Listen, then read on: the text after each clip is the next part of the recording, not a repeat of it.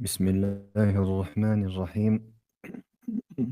الحمد لله رب العالمين، وأصلي وأسلم على أشرف الأنبياء والمرسلين، نبينا محمد وعلى آله وصحبه أجمعين. وبعد، إخواني أخواتي، السلام عليكم ورحمة الله وبركاته.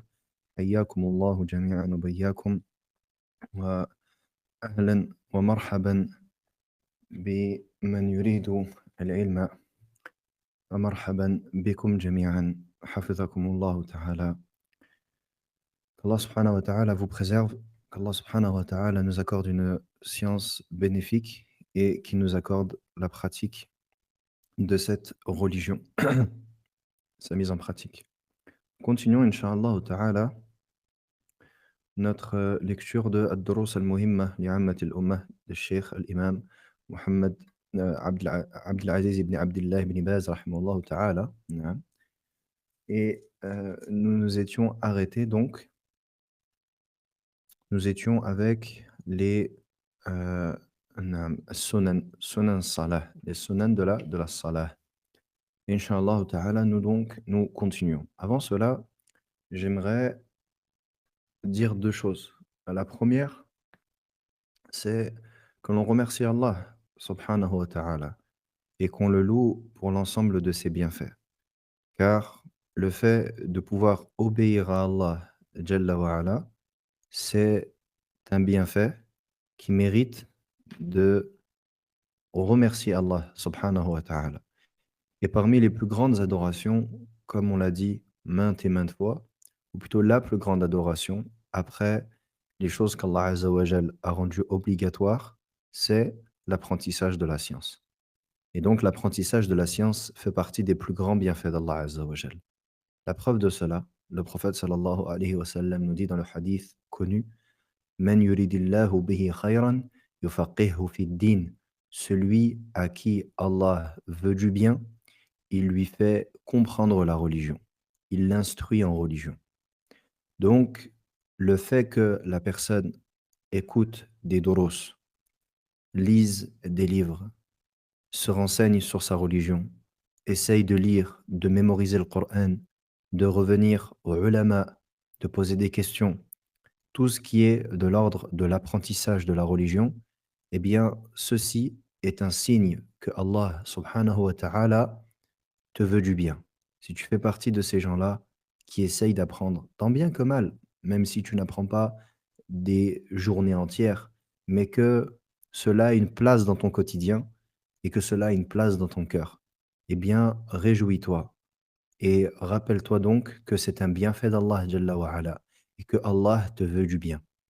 Et que, à l'inverse, nas'Allah salamata wal afiyah, celui qui est loin de la science, celui qui est loin de l'apprentissage de la religion, eh bien Allah Jalla wa ala ne lui a pas voulu de bien.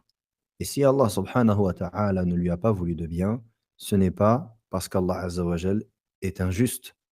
Inna Allah Azza wa Jal harrama الظلم على نفسه حيث قال تعالى وإني وحرمت الظلم على نفسي وجعلته بينكم محرما فلا تظالموا. Allah Azza wa Jal, il dit, je me suis interdit à moi-même la justice. Donc, et je l'ai rendue entre vous également interdite. Ne soyez pas donc injustes. Donc Allah Azza wa Jal n'est pas injuste. Allah subhanahu wa ta'ala n'est pas injuste. Donc, si Allah Jalla wa ala, il fait qu'une personne n'apprend pas sa religion, c'est qu'Allah Azza wa Jal ne lui a pas voulu du bien. Mais si Allah ne lui a pas voulu de bien, c'est parce qu'elle ne le mérite pas. فَلَمَّا زَاغُوا أَزَاغَ اللَّهُ قُلُوبَهُمْ. Lorsqu'ils ont dévié, Allah a fait dévier leur cœur. Donc, Allah Azza wa Jal est juste. Et ça, c'est la première chose, de remercier Allah subhanahu wa ta'ala. Et le fait de remercier Allah Azza wa Jal, ça se fait par la langue, par les membres, en utilisant ces membres dans l'adoration d'Allah et par le cœur. Donc, on remercie Allah Azza wa Jal de cette façon-là. Ensuite, un petit rappel, également, parmi les bienfaits d'Allah subhanahu wa ta'ala, peut-être que ceux qui ont l'habitude de suivre la chaîne ont pu observer que, bifadlillahi azza wa jal, nous arrivons à sortir yani, des vidéos d'un rythme plus soutenu qu'avant, Walillahi alhamdu wal minna. Et donc, ça, c'est un bienfait d'Allah Azza wa Jal également. Des vidéos donc où il y a des questions qui sont posées à des ulama tels que Cheikh Suleiman al-Ruhaili, hafidhahullah, certaines fatawa, et quelques rappels qui sont courts, des shorts, des réels, je ne sais pas comment enfin, on les appelle de différentes manières. Et donc, tout cela sont des bienfaits d'Allah Azza wa Jal. Allah subhanahu wa ta'ala, il nous facilite cela. Et donc, ici, j'aimerais donner un conseil que j'ai entendu Cheikh Suleiman hafidhahullah ta'ala donner lors d'une assise, il y a 2 mois peut-être en arrière.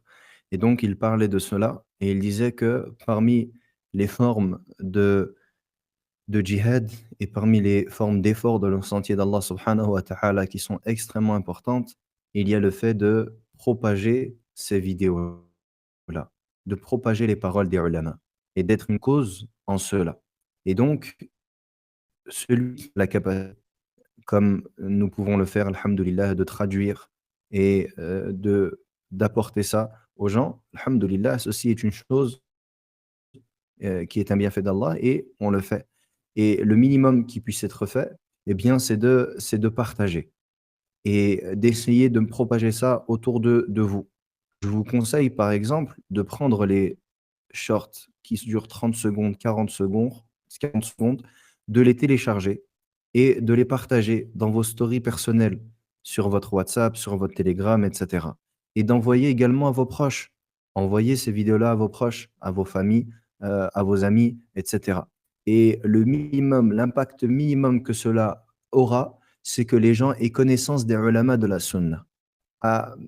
Au minimum, même s'ils ne suivent pas forcément, eh bien, ils auront connaissance que ah, ce sont eux les ulama de la sunna. Et ce sont eux donc qu'ils suivent. Peut-être qu'aujourd'hui, ils ne suivent pas, ils n'écoutent pas, mais demain, Inch'Allah Ta'ala, qui te dit Fadlullahi wasi'. Le bienfait d'Allah, la clémence d'Allah est grande.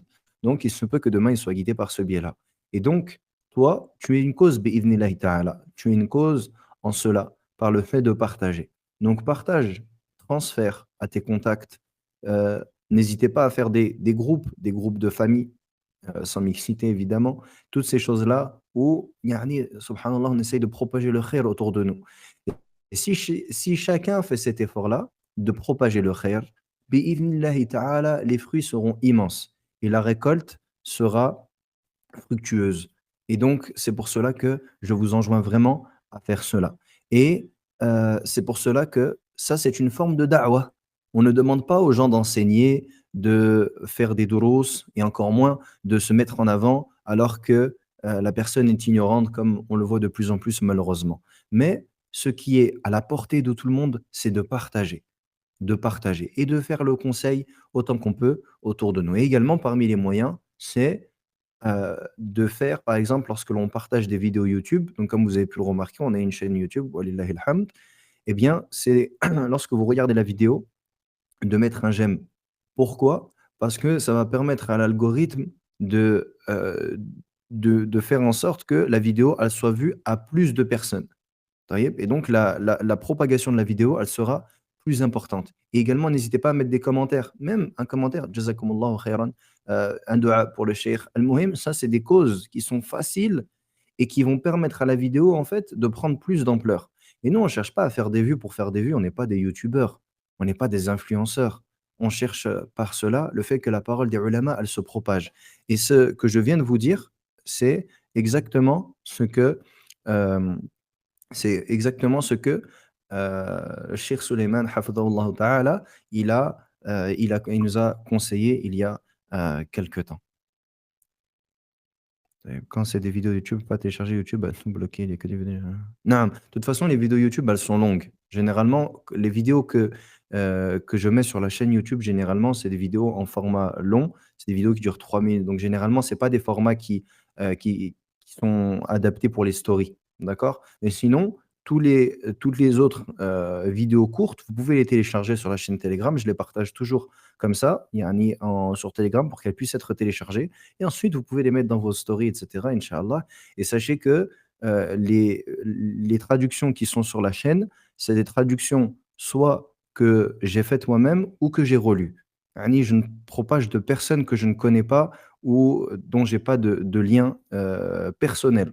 Yani je ne dis pas que j'ai non, de lien personnel. Donc ce que je partage sur la chaîne, bi'idhnillahi ta'ala, c'est soit mon travail, soit, une correction que j'ai pu faire d'une traduction de personnes que je connais de confiance et que je connais personnellement. Donc à ce niveau-là, incha'Allah ta'ala, yani bi'idhnillahi ta'ala, il y a pas de problème et si jamais il y a des erreurs dans la traduction, évidemment, on vous demande de nous faire les remarques et incha'Allah ta'ala, cela sera corrigé. Sans plus tarder, donc, heu, sans plus tarder, incha'Allah ta'ala, on reprend notre, là où nous nous étions arrêtés en demandant à Allah subhanahu wa ta'ala de nous faciliter. On s'était arrêté à, le 8e, je sais plus combien on s'était arrêté. Je crois qu'on s'est arrêté au 8e. طيب معليش. قال رحمه الله: السنة التاسعة قال: جلوس المصلي على رجله اليسرى مفروشة، ونصب اليمنى في التشهد الأول وبين السجدتين. La neuvième sunnah dans la salah, c'est le fait de s'asseoir sur son pied gauche en ayant le pied gauche qui est, donc qui est, mafrousha. Le pied soit yani déplié, que le pied il soit déplié et qu'on s'assoit, donc on ait son postérieur sur sa jambe et son pied gauche. طيب. Et d'élever sa jambe droite. Donc que le pied droit, pardon, que le pied droit, il soit, redressé en reposant sur les orteils. Donc ça, c'est la sunna, c'est ce que l'on appelle, al-iftirash, ce que l'on appelle al-iftirash. Et cette jalsa, donc c'est, heu, dans le at-tashahhud et entre les 2 sajdatayn. C'est dans tashahhud et entre les 2 sajdatayn. Est-ce que j'avais une photo? Je crois que j'avais trouvé une image, mais je ne suis pas sûr. Peut-être la partager.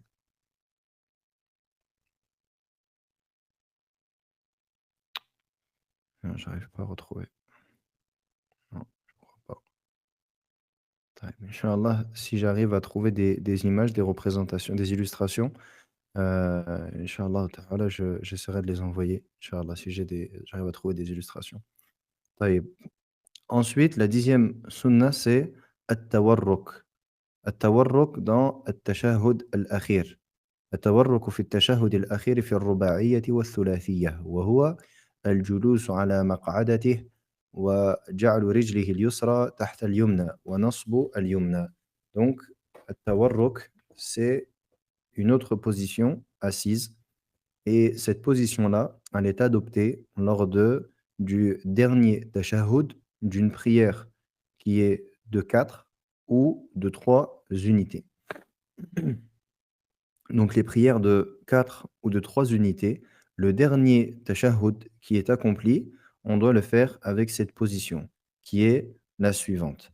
Al-julusu ala maq'adatihi, c'est le fait de s'asseoir sur son postérieur. Donc on s'assoit sur le postérieur. Donc là, le postérieur, il est directement il est directement au sol. Naam, barakallahu fikum. Eh ben, je vais vous partager quelqu'un qui a envoyé l'illustration. Jazakallahu khairan. Euh, طيب, je vais la partager, Inch'Allah.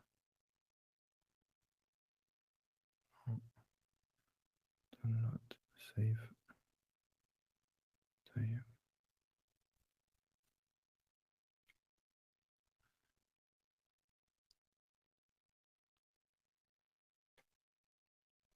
Non. Je l'ai partagé sur la chaîne. Donc ça, la première, c'est Al-Iftirash. Jazakumullahu khairan. Donc ça, c'est Al-Iftirash. Question concernant le madhab, ce qui est décrit, ça correspond à un madhab. Inch'Allah ta'ala, je réponds à cette question à la fin. طيب et akhi, n'hésite pas à me reposer la question, inch'Allah. J'y répondrai, à la fin. طيب. Donc ça, c'est l'image que je viens d'envoyer, c'est, al-iftirash. Ça, c'est l'iftirash. Donc ça, c'est à quel moment? Entre les 2 sajdas, entre les as-sajdatayn et heu, au premier tashahhud. طيب, au premier tashahhud ou alors le dernier tashahhud, mais d'une prière qui est de 2 unités, telles que le fajr. les autres salawats qui sont de 2 unités. Et ensuite, on a at-tawarruk et at-tawarruk, lui, à l'inverse, on pose le postérieur non pas sur son pied, mais sur le sol et on décale sa jambe gauche, on la fait sortir en dessous de sa jambe droite et la jambe droite, on la tend, le pied droit, on le tend comme dans la photo de, al-iftirash. Et donc ça, c'est ce qu'on appelle at-tawarruk et at-tawarruk, c'est une position que l'on adopte dans un tashahhud qui était précédé par un autre tashahhud, qui était précédé par un autre tashahhud. Donc ça, c'est le moment où on doit accomplir cette position-là. Et ash-Shafi'iyya, ceux du madhab de l'imam ash-Shafi'i rahimahullah, ils voient que at-tawarruk, il est dans tout dernier tashahhud. Donc même, par exemple, pour le fajr, ils accomplissent at-tawarruk. Taïb. Le fait de faire cela, on a dit que at-tawarruk et al-iftirash, c'est de l'ordre de la sunna. Donc, nous disons, cela n'est pas l'avis le plus juste. Mais certains madhahib, comme le madhab de l'imam Shafi'i, voient cela. Donc, si jamais tu vois une personne accomplir cela, ce n'est pas quelque chose de grave, mais fais-lui le conseil en lui disant que at-tawarruk, c'est une position qui est uniquement dans le dernier tashahhud qui a été précédé par un autre tashahhud. Mais j'aimerais bien vous voyez quand même une image parce que c'est pas évident de s'imaginer ça sans exemple. Taïb, j'ai trouvé. C'était celle-là que j'avais enregistrée. Allah, bismillah.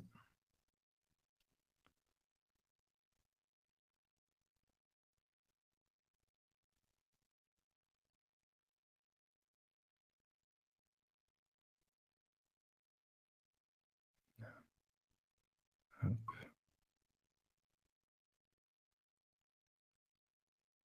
je la mets sur la chaîne comme l'autre.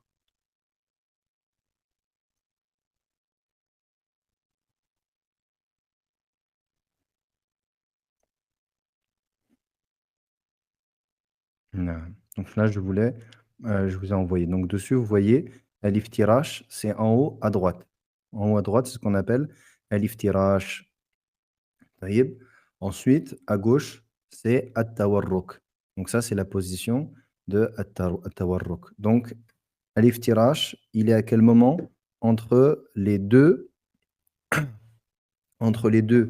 sajda, donc entre les deux prosternations, et il est lors du tashahhud, du premier tashahhud, ou du dernier tashahhud d'une prière de 2 unités, telle que le fajr et les prières surrogatoires de rak'atin. Et at-tawarruk, c'est uniquement pour un tashahhud qui a été précédé par un autre tashahhud. Donc, le maghrib, la dernière raka'a du dhuhr, la dernière raka'a du asr, la dernière raka'a de al-isha. Ça, tu fais at-tawarruk. Taïb. Et ça, c'est donc une sunnah. Et ensuite, tout en bas, vous avez al-iqa'. Mais le cheikh ici, il n'a pas parlé de cela, car cette position est sujette à divergence entre les ulama. Al-iqa' est sujet à divergence entre les ulama, la position qui est tout en bas. Donc, Inch'Allah ta'ala, l'auteur n'en a pas parlé, donc nous ne parlerons pas de cette position, car il y a des détails à donner concernant cela. Ici, ce qui nous intéresse, c'est les deux d'en haut, al-iftirash et at-tawarruk. Et je pense que par les images, c'est clair pour tout le monde, Inch'Allah ta'ala. Ensuite, nous avons, il dit, rahimahullah, al-isharatu bis-sabbabati fi at-tashahhud al-awwal wa ath-thani min hin jalasa ila nihayati at-tashahhud wa tahrikuha 'inda ad-du'a. Ensuite, il dit, le fait de al-ishara avec l'index. Al-ishara, c'est le fait de pointer. Le fait de pointer, donc que l'on tende l'index et qu'il soit donc tendu et non pas plié. Et ça, c'est pendant le tashahhud. C'est pendant le tashahhud, que ce soit le premier ou le deuxième. Donc, al-ishara, c'est une sunnah. Et ici, il y a deux choses. Il y a al-ishara, le fait de déplier l'index, et il y a le fait de bouger l'index. Ce sont donc 2 choses. Donc concernant al-ishara, le fait de déplier l'index, ceci est une sunna dès le début de tashahhud. Donc dès lors que tu t'assois et tu commences at-tahiyyatu lillah was-salawatu wat-tayyibat, eh bien, dès que tu commences, tu mets ton doigt, tu déplies ton doigt. Ensuite, at-tahrik, le fait de bouger le doigt. Et le fait de bouger le doigt, comme Cheikh Al-Albani rahimahullah ta'ala, il l'expliquait, ce n'est pas le fait que ton doigt, il descende jusqu'en bas et qu'il remonte. Il y a des personnes qui font cette erreur, c'est de faire descendre son doigt jusqu'en bas, donc comme si en fait il le repliait et qu'ensuite il le dépliait. Tu le replies, tu le déplies. Non, ça c'est pas de tahrik. Le tahrik, c'est le fait de faire un mouvement يعني un mouvement, de faire bouger ton doigt, yani qu'il soit en mouvement et non pas de le faire monter et descendre. Ce n'est pas ainsi que doit être fait at-tahrik. Ensuite, à quel moment est-ce qu'on fait tahrik? Il y a une divergence entre les ulama. Les ulama divergent. Est-ce qu'on fait at-tahrik déjà ou pas? Certains ulama voient qu'il n'y a pas de tahrik, qu'il n'y a pas de mouvement, que le doigt doit rester, l'index doit rester tendu, sans bouger. Mais nous avons des hadiths qui sont, Inch'Allah, authentiques, dans lesquels il y a donc le fait que le prophète sallam, il bougeait son doigt, وَيُحَرِّكُهَا عِنْدَ الدُّعَاء, et il bougeait son doigt pendant ad-du'a. Pendant ad-du'a. Donc ici, la question, c'est quand est-ce que c'est que ad-du'a? Donc les ulama, ils ont divergé. Certains ulama ont dit التحيات والصلوات والطيبات السلام عليك أيها النبي ورحمة الله وبركاته. التشهد, il dit c'est un dua. Donc tu bouges ton doigt tout le long. Et d'autres ulama ont dit non.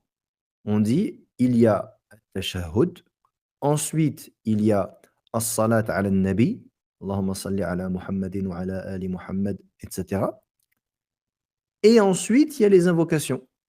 اللهم إني أعوذ بك من عذاب القبر ومن عذاب جهنم ومن فتنة المحيا والممات ومن شر فتنة المسيح الدجال, etc. Donc ils disent ça c'est les du'a. Mais at-tashahhud et as-salat ala nabi sallallahu alayhi wa sallam, ils disent ça, ça fait pas partie de ad-du'a. Donc ici on a une divergence entre le ulama, on a une divergence entre le ulama. Et ici donc Allahu a'lam, ce que يعني ce qui est rajih entre les paroles des ulama.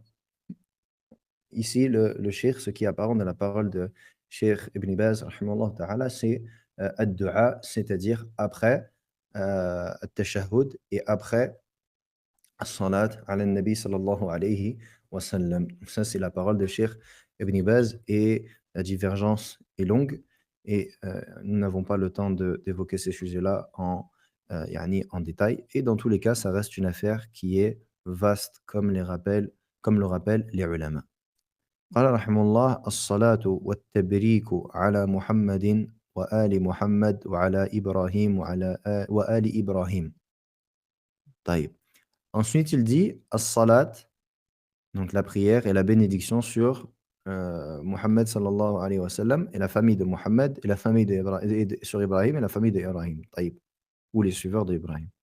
Et ici, je lis volontairement pas la parole de Cheikh Ibn Baz jusqu'au bout pour vous poser la question. Parce que ça, c'est quelque chose qu'on avait évoqué.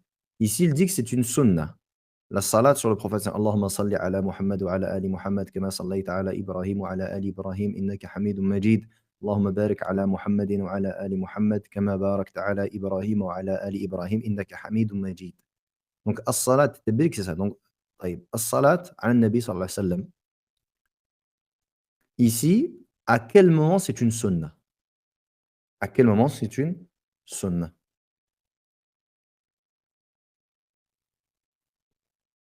Salat ala nabi, on en avait déjà parlé. À quel moment c'est une sunna?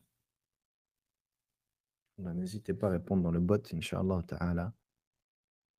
Et si vous ne répondez pas, je me fais du souci.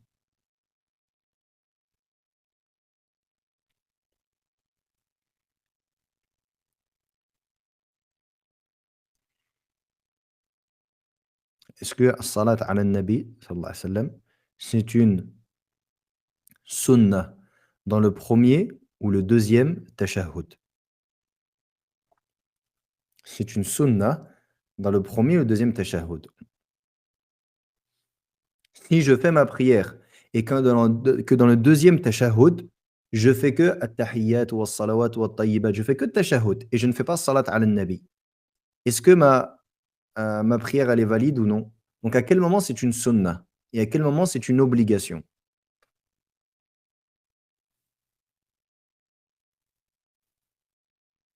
C'est une sunnah, mais à quel moment? Dans les 2 c'est une sunnah? Moi, je vous parle du livre, parce que, on verrait toutes vos questions, elles peuvent être toutes vos réponses peuvent être justes. Naam, ahsantum. La salat ala nabi sallallahu alayhi wa sallam, c'est une sunnah dans le premier tashahhud. Retenez cela. C'est pour ça qu'il dit: «Fi at-tashahhud al-awwal», fi at-tashahhud al-awwal. Donc, as-salat ala nabi, Allahumma salli ala Muhammad wa ala ali Muhammad, c'est une sunnah dans le premier tashahhud. Par contre, dans le dernier tashahhud, c'est une obligation. Donc, tu n'as pas le droit de le délaisser volontairement. Taïb, donc ça, c'est important de le comprendre. Donc, si tu fais salat al-fajr et que tu te suffit de tahiyyat wa salawat wa tayyibat et que tu fais ça volontairement et que tu n'as pas fait as-salat ala nabi, la prière, qu'est-ce qui se passe? Elle est batila si tu le fais volontairement. Et si jamais tu as oublié, il faut que tu fasses sujoud as-sahw. Pourquoi? Parce que c'est un wajib. On avait expliqué le jugement de wajibat as-salah. Taïb. Est-ce qu'il faut s'asseoir? Iftirash ou tawarruk, car je m'assois tout le temps en tawarruk, que ce soit deuxième raka'a ou quatrième raka'a. Non, on a dit at-tawarruk, la position de at-tawarruk, on a dit c'est uniquement dans le dernier tashahhud d'une prière de 3 unités ou de 4 unités. Donc le fajr, par exemple, on ne fait pas tawarruk. On ne fait pas tawarruk. Donc ça, c'est concernant salat ala nabi sallallahu alayhi wa sallam. On a dit c'est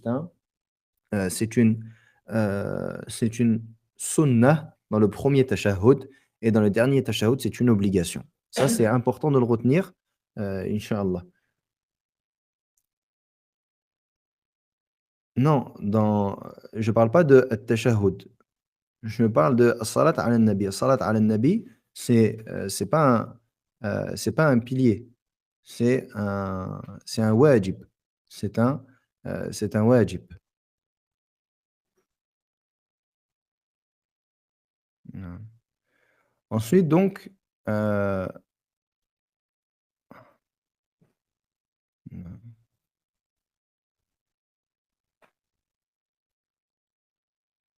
Non, pardon, subhanallah, c'est vrai. Naam, ahsantum.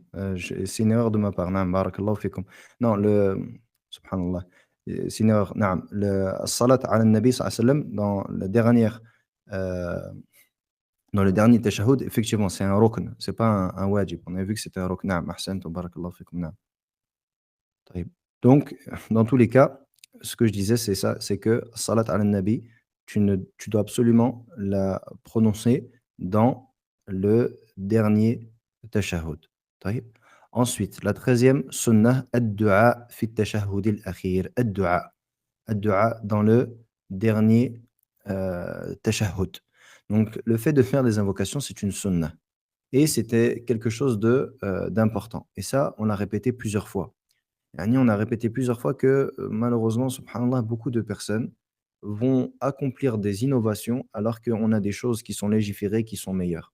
Tu vois des gens qui lèvent les mains après la salat, après toutes les prières, tu vois des gens qui lèvent les mains et qui font des invocations, subhanallah, en levant les mains après la prière. Alors que, en vérité, subhanallah, on a un moment qui est une sunnah pour pouvoir faire des invocations et c'est le dernier tashahhud. Lorsque tu as fait, at-tashahhud, que tu as prié sur le prophète alayhi salatu wassalam, eh bien, à ce moment-là, tu as la possibilité de faire des invocations, des du'a et ça, c'est une sunnah. Taïb, donc c'est bien de le faire et de multiplier les invocations à ce moment-là et en particulier les invocations qui sont rapportées du prophète alayhi salatu wassalam, telles que يعني الجوامع telles que اللهم آتنا في الدنيا حسنة وفي الآخرة حسنة وقنا عذاب النار. Ça, c'est une invocation qu'il faut vraiment mémoriser et à laquelle il faut s'attacher et qu'il faut répéter le plus souvent possible. Et il est rapporté que Omar ibn al-Khattab, radiyallahu anhu, il ne faisait d'invocation pendant son tawaf que celle-ci.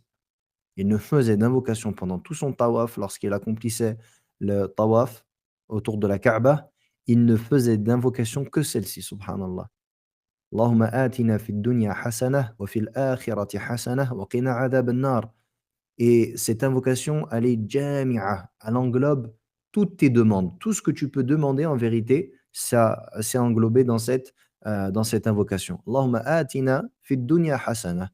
Oh Allah, donne-nous le meilleur dans cette dunya et dans l'akhirah et protège-nous du feu de l'enfer. Donc tout ce qui est bon dans cette dunya, en faisant cette invocation, tu le demandes à Allah, sans avoir besoin de l'évoquer en particulier, subhanallah. Et également, certains ulama voient que takhsis fi du'a n'est pas une bonne chose. Le fait de préciser la demande dans les invocations, certains ulama voient que ce n'est pas une bonne chose. Pourquoi? Parce que tu te prives en demandant une chose en particulier, en la détaillant. Alors que si tu fais une invocation générale, eh bien, cela va englober ta demande particulière et plus encore. Donc, c'est encore plus bénéfique. C'est pour cela, lorsque tu dis Allahumma atina fid dunya hasana, tu dis Oh Allah, donne-nous le meilleur dans cette dunya. Donc, forcément, même ta demande particulière, si tu l'as yani le fait de faire cette invocation, eh bien, inch'Allah, cela englobe ta demande, particulière, que la chose que tu voudrais qu'Allah Azza wa Jal te donne. Taïb, donc certains ulama voient il faut rester dans, les invocations de manière générale et que c'est déconseillé de faire at-takhsis dans ad-du'a. Et certains voient que dans la salat, comme c'est le cas de Al-Hanabila, ils voient que dans la salat, il ne faut pas demander de choses qui sont liées avec la dunya et qu'il faut demander des choses qui sont liées qu'avec le din et l'akhirah. Donc ça nous montre l'importance de faire des invocations qui sont générales. Et les invocations générales, c'est quoi? C'est les invocations du prophète sallallahu alayhi wa sallam, car elles englobent toutes choses. Allahumma hdini wa saddidni. Oh Allah, guide-moi et accorde-moi la, yani la justesse. اللهم اهدني وسددني.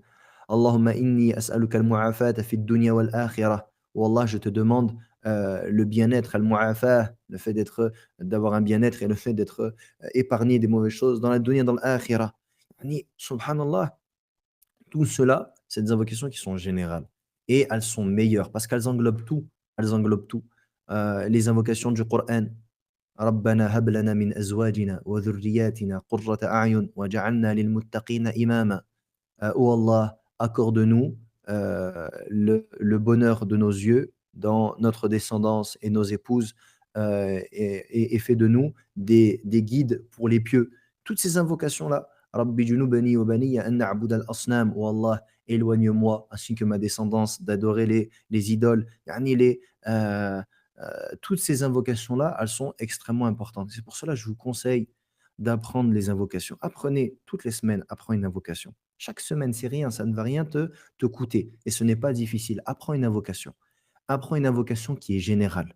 Allahumma ighfir li dhanbi kullah, diqqahu wa jillah, awwalahu wa akhirah, sirrahu wa alaniyah. Oh Allah, pardonne-moi tous mes péchés, cachés et apparents. Euh, Grand et petit, premier, dernier. Yani, ces invocations-là sont extrêmement importantes. Taïeb. Donc, ces invocations-là sont importantes et il faut donc prendre soin de les prononcer. Et comme on a dit, en particulier dans le moment où c'est légiféré. Pourquoi je fais cette parenthèse? Parce qu'on était en train de dire que parmi les sunnah de la salah, nous avons le dernier tashahhud. Nous avons le dernier tashahhud. Ensuite, 14, nous avons al-jahru bil qira'a fi salat al-fajr wa salat al-jum'ah wa salat al-eidain wa l'istisqa wa fi ar-rak'atayn al-ulayayn min salat al-maghrib wal isha. La 14e sunnah de la salah, c'est le fait de évoqué le fait de lire à voix haute. Le fait de lire à voix haute pour la prière du Fajr, la prière del Jumu'ah, la prière des 2 Eid, la prière de la demande de la pluie, al-istisqa et dans les 2 premières rak'ah de al-Maghrib et de l'Aïcha. Donc le fait de lire, de le réciter à voix haute pendant ces prières-là, eh bien c'est une sunnah. Qu'est-ce que cela veut dire? Si jamais une personne ne lit pas à voix haute, eh bien la prière elle n'est pas invalide. La prière, elle n'est pas, heu, invalide. طيب. Ensuite, heu, il y a beaucoup de questions. Inch'Allah ta'ala, j'essaye de prendre à la fin. طيب. Il y a beaucoup de questions, j'essaye de reprendre un petit peu à la fin. Comme ça, parasite pas le cours, Inch'Allah ta'ala. Barakallahu fikum. Donc ça, c'est le 14e point. 14e sunnah. 15e, al-israru bil qira'ah fi الظهر والعصر وفي الثالثة من المغرب والأخيرتين من العشاء. 15, c'est le fait de c'est l'inverse, c'est le fait de, ne pas, heu, réciter à voix haute, mais de réciter à voix basse. Donc c'est le fait de réciter à voix basse pour le Dhuhr, l'Asr, la troisième e du Maghrib et les 2 dernières rak'ahs de l'Isha. Et ici, une précision importante, c'est que al-israr, ce n'est pas donc le fait de faire à voix basse, ce n'est pas le fait de ne pas faire bouger ses lèvres ou de lire yani de manière intérieure. Ça, c'est une erreur, khata. On ne doit pas tu dois à minima faire bouger ta langue et tes lèvres. Tu ne peux pas faire la salah à voix basse sans faire bouger ta langue ou tes lèvres. Ta langue et tes lèvres. Ceci n'est pas permis. Parce que cela, ce n'est pas récité à voix basse, ça c'est récité intérieurement et c'est pas ce qui nous est, demandé. Ce n'est pas ce qui nous est demandé. Dans le cœur, na'am, c'est pas ce qui nous est demandé. On doit lire de manière, yani à voix basse. Donc, comme si on chuchote ou, même de se faire entendre, yani qu'on s'entende soi-même. Il n'y a pas de mal. Par exemple, tu récites le Fatiha, tu fais le Dhuhr et tu fais Alhamdulillahi Rabbil Alamin, Ar-Rahmanir Rahim, Maliki Yawmiddin. Il n'y a pas de mal à cela. Au contraire, ça c'est la sunnah où tu fais bouger tes lèvres, tu dois faire bouger tes lèvres et donc laisser sortir un petit son de ta bouche, mais un minimum, le minimum, c'est que tes lèvres et tes lèvres et ta langue bougent. Sinon, ce n'est pas une lecture à voix basse et ce n'est pas la sunna du prophète sallallahu alayhi wa sallam. Et il en est de même pour les adhkar. Quand tu fais tes adhkar, en fait, toute ta prière et même les adhkar en dehors de la prière, lorsque tu fais du dhikr, lorsque tu dis subhanallah, subhanallah, tu ne peux pas faire du dhikr sans que ta langue ne bouge. Ce n'est pas possible. Et la lecture du Coran, il en est de même. Tu ne lis pas le Coran avec les yeux. Le Coran, il se lit, il se récite. Donc, tu dois bouger tes lèvres et tu dois bouger donc ta langue avec. Ensuite, قال رحمه الله الإسرار نعم قال رحمه الله قراءة ما زاد عن الفاتحة من القرآن مع مراعاة بقية ما ورد من السنن في الصلاة سوى ما ذكرنا ومن ذلك ما زاد على قول المصلي ربنا ولك الحمد بعد الركوع في حق الإمام والمأموم والمنفرد فإنه السنة ومن ذلك أيضا وضع اليدين على الركبتين مفرجتي الأصابع حين الركوع. Ensuite, la 16e et dernière sunnah que le cheikh évoque, et ici ce n'est pas, c'est non exhaustif, طيب, ce n'est pas toutes les sunan, il y en a plus il y a plus de sunan que cela.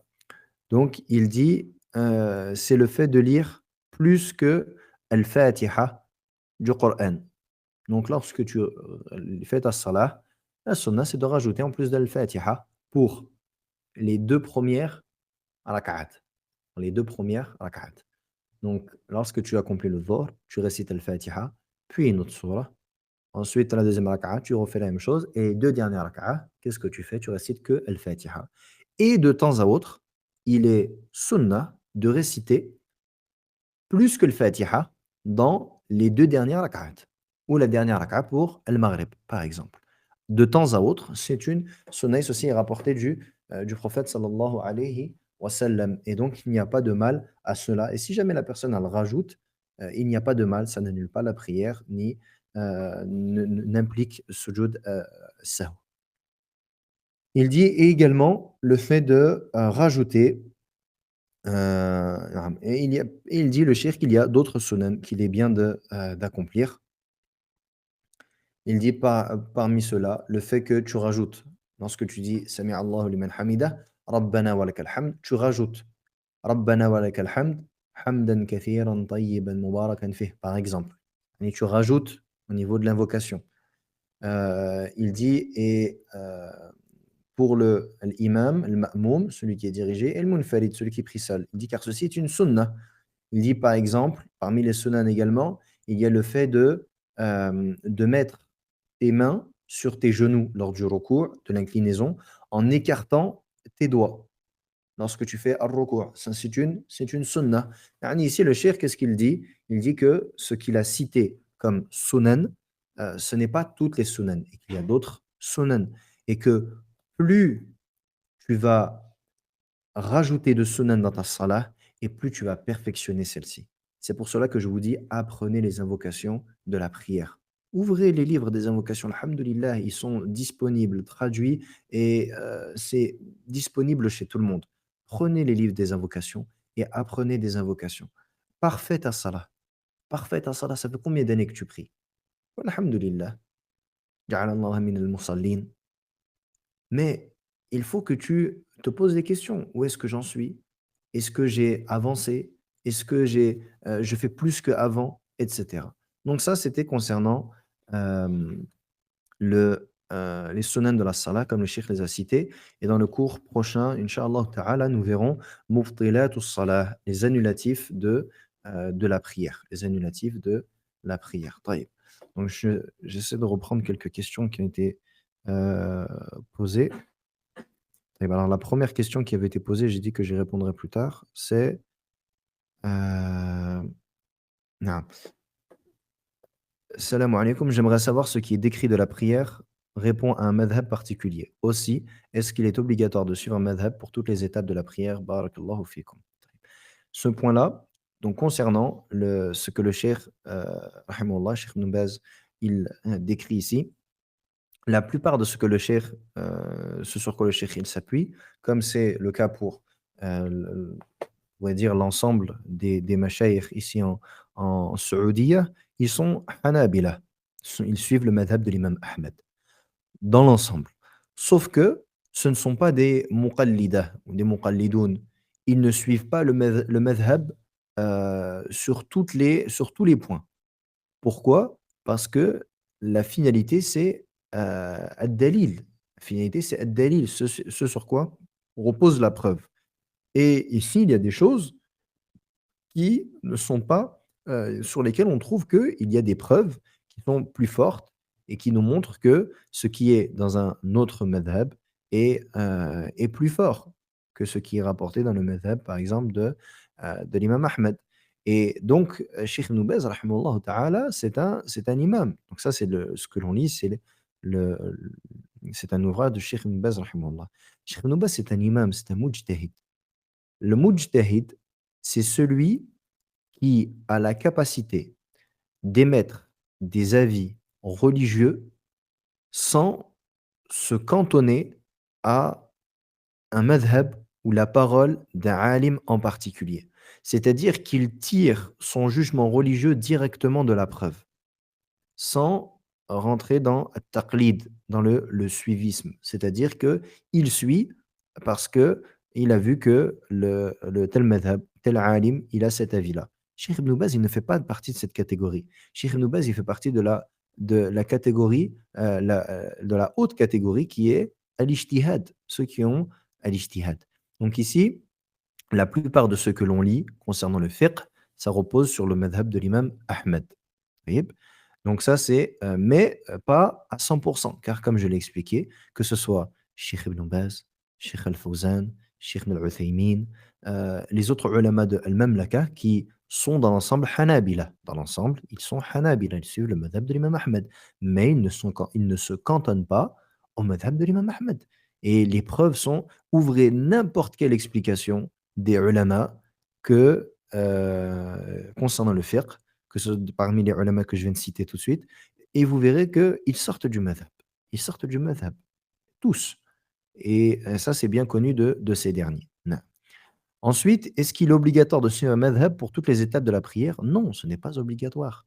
Ce n'est pas obligatoire. Ce qui t'est demandé, c'est de suivre euh, un, lorsque tu es débutant, lorsque tu n'es pas un étudiant en sciences, ou même si tu es un étudiant en sciences débutant, moi-même quelqu'un qui débute, ce qui lui est demandé, c'est de prendre un livre ou de prendre la parole d'un alim qui est connu pour son suivi de la sunna, pour sa religiosité, et de faire ce qu'on appelle le taqlid, de recopier. Pourquoi? Parce que, Inch'Allah Ta'ala, nous savons que ce cheikh, il est sur la sunna, et que ce qu'il rapporte, c'est ce qui est en conformité avec la sunna du prophète sallallahu alayhi wa sallam, et que même si peut-être qu'il y a un autre avis qui est plus fort que le sien, ce sur quoi il s'est basé reste quelque chose d'établi et qui est basé sur les preuves, même si l'autre preuve est peut-être plus forte. Taïb. Donc il n'y a pas de mal. Par exemple, le fait lorsque l'on se relève du recours, on avait déjà parlé, lorsque l'on se redresse du recours, Sami Allahu liman hamida, où est-ce que l'on met ses mains? Est-ce que l'on tend ses mains le long du corps ou bien on les remet comme lorsque l'on récitait le Fatiha et une autre sourate? Ça, c'est une mas'ala. Et les ulama, ils ont divergé. Et ça, ce n'est pas une divergence qui est contemporaine. C'est une divergence qui remonte à des siècles en arrière, qui a toujours existé. Taïb. Si tu suis, par exemple, qu'Allah Azza wa Jalla nous facilite pour qu'on étudie, Sifat Salat al-Nabi sallallahu alayhi wa sallam de Sheikh Ibn Baz. Si tu suis la description de la prière du prophète alayhi salam de Sheikh Ibn Baz, qui est un livre. Tu vas voir que Sheikh Ibn Baz, qu'est-ce qu'il dit? Il dit tu remets tes mains en position comme Al-Fatiha. Si tu suis Sifat Salat al-Nabi sallam de Sheikh Al-Albani, rahimahullah, qu'est-ce qu'il te dit, Sheikh Al-Albani? Il va te dire non, tu mets les mains le long du corps, après le recours, après avoir dit Sami Allahu liman hamida. Donc ici, il y a une divergence. Toi, Al-Muhim, tu es débutant, tu n'as pas la capacité de chercher, de comprendre l'épreuve. Prends un des 2 et avance avec et inch'Allah ta'ala, il y a pas de mal. Taïb, donc il n'est pas obligatoire de suivre un madhab. Et celui qui a la possibilité d'étudier un madhab et qui voit Sifat Salat al-Nabi sallallahu alayhi wa sallam, par exemple, comme c'est écrit dans Az-Zad, Zad al-Mustaqni', mais ça, c'est des livres qui ne sont pas accessibles à la majorité des gens. Ce pas des livres qui sont accessibles. C'est pour ça que les livres les plus accessibles, en vérité, c'est les livres des contemporains. Et ça veut dire quoi? Ça veut dire que, comme je me souviens, il y a 10 ans en arrière ou plus, un tablier, il me disait: «Ouais, vous suivez, Cheikh Al-Albani qui est né en 1900 et vous suivez pas les madhahib. Moi, je suis le madhab de l'imam Malik, je fais la salat comme l'imam Malik il l'a apprise et l'imam Malik, son cheikh, c'est Nafi' et Nafi' son cheikh, c'est Abdullah ibn Omar et Abdullah ibn Omar radiyallahu anhu, c'est un sahabi et son cheikh, c'est le prophète sallallahu alayhi wa sallam». Il a dit, il y a que 2 personnes entre l'imam Malik et le Nabi sallallahu alayhi wa sallam. Et vous, vous délaissez Malik pour Cheikh Al-Albani qui est né en 1900. Ya akhi al-karim, Cheikh Al-Albani rahimahullah ta'ala, il ramène rien de son chapeau. Il ne sort rien de sa poche.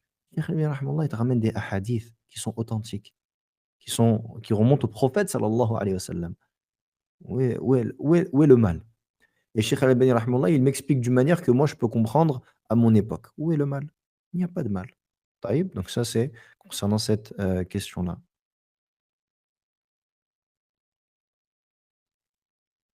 Salam alaikum, mais quand on est sur le dernier tashahhud en prière de groupe et que moi je dois compléter des rak'ah, est-ce que je dois faire salat ibrahimiyya? Naam, tu l'as fait inch'Allah, pourquoi?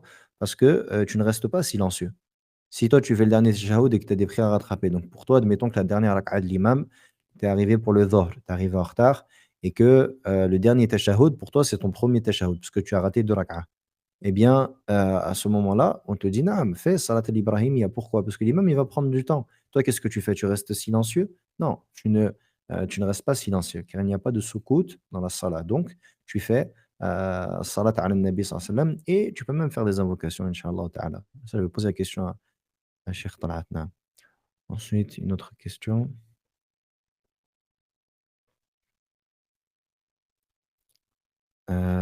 Concernant les façons de s'asseoir, reprenez la photo que j'ai envoyée. Inch'Allah, en haut à droite, c'est, al-iftirash. Al-iftirash, ou la première photo ou la dernière photo en haut, c'est l'image qui est en haut à droite. L'iftirash, c'est c'est cette position-là, elle s'adopte entre les 2 prosternations et elle s'adopte dans le premier er tashahhud ou dans le, tashahhud d'une prière de 2 unités et at-tawarruk, c'est dans le dernier tashahhud d'une prière de 4 ou de 3 unités. طيب. Ensuite,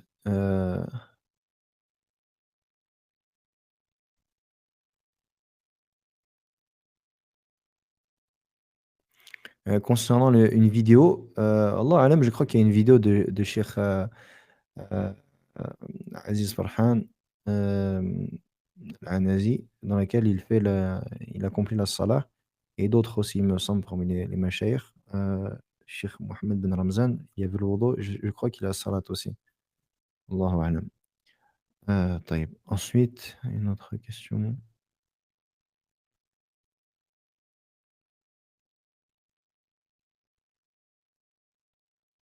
Naam, peut-on faire un iftirash dans toutes les rak'at si le tawarruk nous fait mal? Naam, bien sûr, bien sûr, et ça, on l'avait évoqué. Aucune sunnah qui cause du tort à soi ou aux autres ne doit être, ne doit être accomplie. Pourquoi? La darara wa la dirar. C'est une règle, c'est la darara wa la dirar. Point de tort. Il y a, hem Il n'y a point de tort en religion. Ni on ne se cause du tort, ni on cause du tort aux autres. Donc si la personne elle a du mal à faire at-tawarruk, bien elle fait l'iftirash. Et même si l'iftirash, par exemple, la personne elle est pas assez souple, elle n'arrive pas à mettre son pied droit debout sur les orteils, pas assez de souplesse, معليش. Laisse également ton autre, pied en étant, allongé, en étant muftarisha. Donc il y a pas de problème, à cela. Et également, je le répète, at-tawarruk, il me semble que je l'avais déjà dit dans les cours précédents, at-tawarruk, lorsque tu pries en commun, si tu n'as pas la place de le faire, tu ne le fais pas, car tu n'as pas le droit de causer du tort à ceux qui prient à tes côtés. Tu n'as pas le droit de causer du tort à ceux qui prient à tes côtés. Donc, le fait de faire at-tawarruk ou, comme on l'avait dit, le fait d'écarter les coudes, le fait d'écarter les bras pendant le sujoud, tu ne fais pas ça lorsque tu pries en, prière en commun. Tu ne peux pas écarter tes coudes. Pourquoi? Si tu écartes tes coudes, tu vas causer du tort à ton frère ou à ta sœur qui prie à côté de toi. Et at-tawarruk, sauf si tu as de l'espace, si tu n'as pas d'espace, tu ne fais pas de tawarruk lorsque tu pries en commun et qu'il y a des gens, à côté de toi. طيب. Si on fait tout le temps l'iftirash, non, c'est pas une erreur, c'est pas grave. Surtout si la personne ne peut pas. Si la personne, elle peut, on lui dit: «Suis la sunna, fais tawarruk al-iftirash». طيب. Mais si la personne ne peut pas, il y a pas de mal.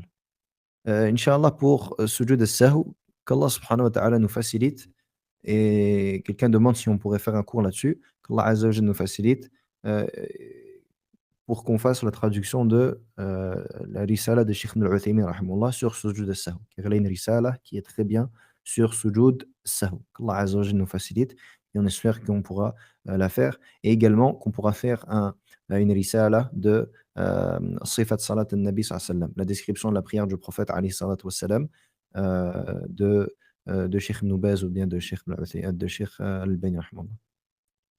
On peut avoir un schéma avec quand faire les positions. Wallahi, je fais mon maximum. Après, moi, je refuse pas l'aide. Ceux qui peuvent aider, barakallahu fikoum, ça c'est des choses qui nous facilitent. Ceux qui peuvent faire yani qui peuvent partager leurs notes, ceux qui peuvent, remettre certaines choses à l'écrit, qui peuvent faire des illustrations et cetera. Si certains parmi vous ont la capacité de faire cela, masha'Allah. En tout cas, moi, j'essaye de faire le maximum, mais bon, je reste un traducteur et un petit étudiant en sciences, je suis pas graphiste. Non. Est-ce qu'il y aurait un document qui regroupe l'ensemble des piliers et obligations et sunan? Je n'ai pas cela. Également, ça c'est quelque chose, si quelqu'un veut bien le faire, marhaban, je prends, avec plaisir. طيب. Ensuite, doit-on mettre une soutra devant nous-mêmes s'il y a personne autour? نعم. La sutra, c'est une sunnah que l'on doit faire, même s'il y a personne qui va passer. Yani la sutra, c'est une sunnah.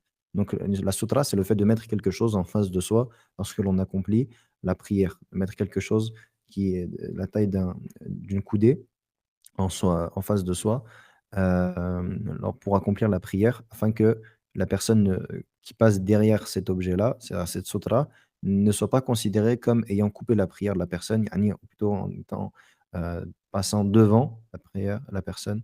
Naam.